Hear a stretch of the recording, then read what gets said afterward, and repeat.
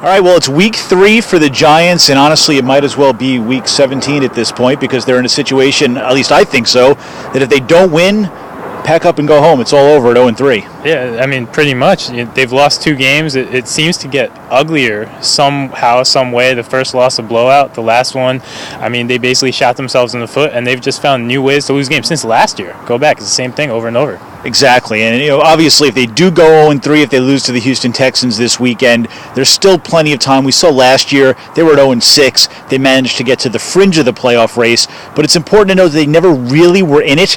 And at 0-3, there's just not much of a chance. Worse than that, the pressure will mount because at 0-3, the first question we're going to ask on Sunday is, are you worried about being 0-6 again? And after that come the questions about Tom Coughlin's job, Jerry Reese's job, et cetera, et cetera. And of course, we've been asking those. We heard rumblings of 0-6 the first week, and then obviously last week Prince talking about it a little more. It's not going away.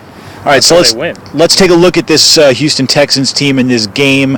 It's a team that last year was absolutely terrible, but they bring in Bill O'Brien, a whole new operation down there. I'm not so sold on their offense. They still got Adrian Johnson, Arian Foster, but it's Ryan Fitzpatrick running the show. Bigger deal to me is their defense, and Eli Manning under pressure has not been good, and you got to think J.J. Watt against this offensive line will provide some pressure. Exactly. I mean, they're going to have to dedicate a lot of help to stopping him. Rashad Jennings is going to be in pretty much every single play. It's hard to see him kind of leaking out of the backfield, and that takes away a weapon from an offense that is suddenly down weapons now that Jarrell Jernigan is out too.